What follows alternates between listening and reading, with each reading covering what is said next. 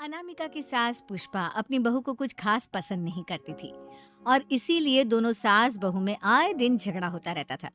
सास बहू के झगड़े के चक्कर में अनामिका के पति मोहित की जिंदगी मुश्किल में पड़ गई थी। बेचारा बार बार माँ और बीवी के झगड़े को सुलझाता ही रहता था, लेकिन दोनों समझने का नाम नहीं लेती थी। वैसे तो सब कुछ ठीक ठाक चल रहा था, लेकिन एक दिन अनामिका और पुष्पा के अंदर जोरदार झगड़ा हुआ और बात कुछ इस तरह थी। बहू, मैंने तुम्हें कल अपनी एक साड़ी धोने के लिए दी थी। हाँ मम्मी जी, वो साड़ी धोकर मैंने आपकी अलमारी में रख दी है। उसी की बात कर रही हूँ मैं। जरा देख तो, इस साड़ी को देखकर किसी भी तरह से लगता है ये धुली हुई है। अरे मम्मी जी, मैंने आपकी साड़ी वॉशिंग मशीन में अच्छे से धोकर सुखाकर आपकी अलमारी में तह बनाकर रखी थी। आपके तो नखरे खत्म ही नहीं होते। अरे कैसे बात कर रही है मुझसे? मेरे नखरे? अरे मोहित, जरा ये देख तो, ये साड़ी धुली हुई लग रही है क्या?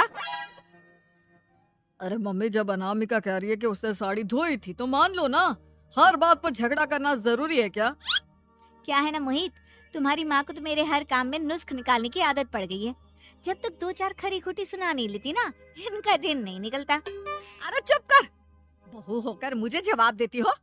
एक तो गंदे कपड़े उठाकर अलमारी में रख दिए, ऊपर से कैंची की तरह कचर कचर बोली जा रही हो। अरे मम्मी जी, आपको समझ में नहीं आता क्या? मैंने साड़ी धो कर रखी थी, ध कर रखी थी। तो फिर इतनी गंदी क्यों लग रही है? अब मुझे क्या पता मम्मी जी, आप इस पर इस तरह तेल और घी की चिकनाई के दाग लगाकर लाएंगी तो ये मेरी जिम्मेदारी थोड़ी ना है। अरे तो हाथ से धोना चाहिए था ना। मैं आपकी बहू हूँ, नौकरानी नहीं, जो एक कपड़ा रगड़ रगड़ कर हाथ से धो दूंगी। आपको पहननी है तो पहनिए, नहीं तो रख दीजिए। तुझे तो मैं अच्छी तरह बताऊंगी, मुझे जवाब देती है। एक दिन सुबह के वक्त, अरे अनामिका, मेरी व्हाइट शर्ट कहाँ है? आज ऑफिस में बहुत बड़ा प्रेजेंटेशन है और मुझे वो व्हाइट शर्ट पहन कर जाना है। मुझे पता है, आपने मुझे 2 दिन पहले ही बता दिया था और आपकी शर्ट मैंने धोकर अच्छी तरह आयरन करके अलमारी में लगा दी है। जाइए वहां से ले लीजिए। अनामिका, ये तुमने क्या किया? ये देखो, शर्ट पर लिपस्टिक का दाग लगा हुआ है और ये तो एक जगह से जल भी गई है। नहीं नहीं मोहित, ऐसा नहीं हो सकता। मैंने तो तुम्हारी शर्ट ठीक से इस्त्री करके अलमारी में लगाई थी। तो फिर ये जल कैसे गई अपने आप? अलमारी में लटके लटके थोड़ी ना जल जाएगी। पर मोहित, मुझे अच्छी तरह याद है। देखो, अपनी गलती को छुपाने की कोशिश मत करो। और अगर शर्ट जल भी गई थी तो तुम्हें पहले बताना चाहिए था ना, मैं नई शर्ट लेकर आ जाता। अब ऐन वक्त पर शर्ट कहाँ से लेकर आऊं? मेरा इतना इम्पोर्टेंट प्रेजेंटेशन था, सब खराब हो जाएगा। अरे बेटा, क्यों परेशान होता है? ये देख, मैंने तेरे लिए पहले से ही एक नई व्हाइट शर्ट ला कर रखी है। लेकिन मम्मी, आप मेरे लिए व्हाइट शर्ट क्यों लेकर आई? अरे मुझे पता था तेरा प्रेजेंटेशन होने वाला है और अपनी इस बहू पर तो मुझे बिल्कुल भी भरोसा नहीं। क्या पता मेरी साड़ी की तरह तेरी शर्ट भी गंदी करके रख देती। और देख, वही हुआ ना। बेटा, सारी टेंशन छोड़ और ये नई शर्ट पहन कर जा।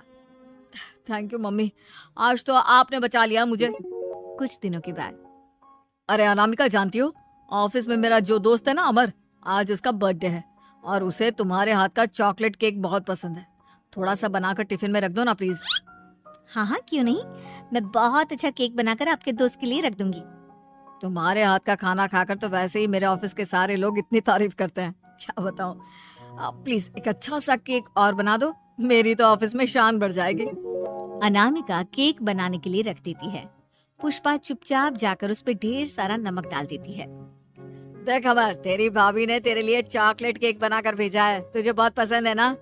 यार, तू बहुत किस्मत वाला है, भाभी इतना अच्छा खाना बनाती है और साथ में केक भी। वैसे भाभी को थैंक यू बोलना। थैंक यू बाद में, पहले तो ये केक खा कर देख, बहुत मेहनत से बनाया है अनामिका ने। अरे यार, इस केक में तो बहुत सारा नमक है, लगता है भाभी ने शक्कर की जगह खूब सारा नमक डाल दिया है। अरे मोहित, तू तो अपनी बीवी की कुकिंग की बहुत तारीफ करता फिरता है। जरा पूछना अपनी बीवी से, केक में नमक कब से डलने लग गया। क्या यार, तुझे भी मेरा ही जन्मदिन मिला था बिगाड़ने के लिए? केक नहीं लाना था तो मत लाता, कम से कम मुझे इस तरह नमक वाला केक तो नहीं खिलाता। अरे नहीं यार, अनामिका ऐसा नहीं कर सकती, जरूर कुछ गड़बड़ हुई होगी। घर जाने के बाद अनामिका, अगर तुम्हारा केक बनाने का मन नहीं था तो ना बनाती, लेकिन मेरी बेइज्जती करवाने की क्या जरूरत थी? अरे आपकी बेइज्जती, ये आप क्या कह रहे हैं? मैंने तो सुबह आपको इतने अच्छे तरीके से केक बना कर दिया था। हाँ, लेकिन उसमें इतना सारा नमक डाल दिया था कि आज ऑफिस में मेरा अच्छा खासा मजाक बना है। मेरे सारे दोस्त हंस रहे थे मुझ पर। अरे बेटा, मैंने तो तुझे पहले ही समझाने की कोशिश की थी। एक नंबर की गैर जिम्मेदार है ये लड़की, कोई काम ठीक से नहीं करती। उस दिन भी गंदी साड़ी रखती थी मेरी अलमारी में और झूठ बोल रही थी। कुछ दिनों के बाद अनामिका देखो, मैंने अपना लैपटॉप चार्जिंग पर लगाया है, उसे अच्छी तरह चार्ज होने देना। मेरी एक अर्जेंट मीटिंग है, प्लीज बीच में से हटाना मत। हाँ हाँ ठीक है, मैं नहीं हटाऊंगी। पुष्पा चुपचाप से जाकर चार्जिंग का बटन बंद कर देती है। थोड़ी देर बाद अरे ये लैपटॉप चार्ज क्यों नहीं हुआ? और ये बटन किसने ऑफ कर दिया? अनामिका, इधर आओ। क्या हुआ? क्यों चिल्ला रहे इतना? अनामिका, मैंने तुमसे कहा था ना, मेरा लैपटॉप चार्जिंग पर लगा हुआ है, मेरी अर्जेंट मीटिंग है। तुमने इसका स्विच ऑफ क्यों कर दिया? अरे मैंने ऐसा कुछ नहीं किया, मैं क्यों स्विच ऑफ करूंगी? कुछ दिनों से देख रहा हूँ अनामिका, तुम मेरा हर काम बिगाड़ देती हो। देखो, ये अच्छी आदत नहीं। कम से कम तुम्हें इस बात का तो ध्यान रखना चाहिए था कि मेरी कितनी इंपॉर्टेंट मीटिंग थी। अब क्या करूंगा मैं? आई एम सॉरी मोहित, लेकिन सच में मैंने जानबूझकर कुछ नहीं किया। अगर जानबूझकर नहीं किया तो क्या सब कुछ अपने आप हो जाता है? कभी मेरी शर्ट जल जाती है, कभी केक में नमक डल जाता है। आप मेरी बात क्यों नहीं सुनते? मैंने जानबूझकर कुछ नहीं किया। फिर से वही बात। अरे कितनी बार तुम्हें समझा चुका हूँ, इस तरह मेरा काम बार बार मत बिगाड़ा करो। तुम जानती हो मुझे कितनी प्रॉब्लम होती है। ऑफिस में तो पहले ही बेइज्जती करा चुकी हूँ, और अब ये मीटिंग, ये भी मेरे हाथ से निकल गई। अनामिका की समझ में कुछ नहीं आता कि आखिर उसके साथ ये सब क्या हो रहा था और क्यों हो रहा था। फिर कुछ दिनों के बाद मोहित अपने ऑफिस से कुछ फाइल लेकर घर आता है। अनामिका, ये कुछ फाइलें हैं, इन्हें संभाल कर रख दो। और प्लीज इस बार ध्यान से, कोई गड़बड़ी नहीं होनी चाहिए। नहीं मोहित, कोई गड़बड़ी नहीं होगी। मैं सारी फाइल्स अलमारी में लॉक करके रखूंगी और चाबी अपने पास रखूंगी। अनामिका, जरा अलमारी की चाबी तो देना। क्यों मम्मी जी, आपको क्या काम है? उसमें मोहित की जरूरी फाइल रखी है और मैं नहीं चाहती कि इस बार कोई भी गड़बड़ हो। पता नहीं कुछ दिनों से हर काम खराब हो जाता है। अरे मुझे उसमें से पैसे निकालने हैं और उसके बाद ले लेना अपनी चाबी। मैं खा नहीं जाऊंगी तुम्हारे पति की फाइल। अनामिका को अपनी सास पर शक होता है।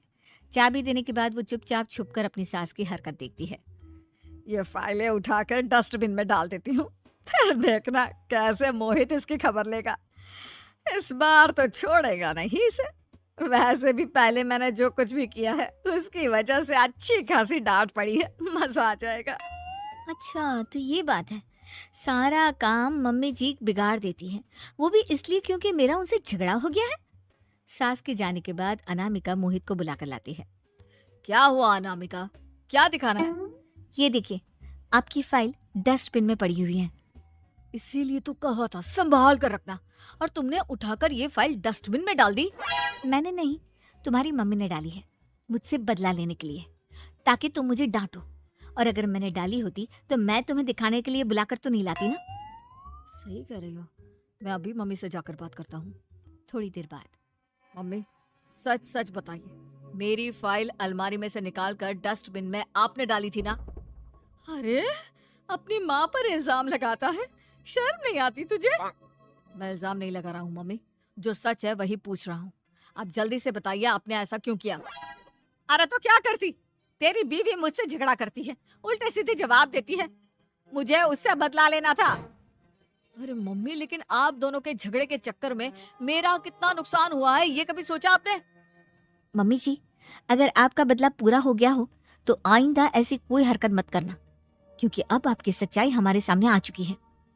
यह तो वक्त ही बताएगा मैं क्या करूंगी और क्या नहीं। मम्मी जी, कहा ना आप ऐसा कुछ नहीं करेंगी। अरे मेरी जो मर्जी आएगी वो मैं करूंगी। मेरा सर घूम रहा है, सास बहू के झगड़े में मेरी जिंदगी का तो कचरा हो गया है, कचरा।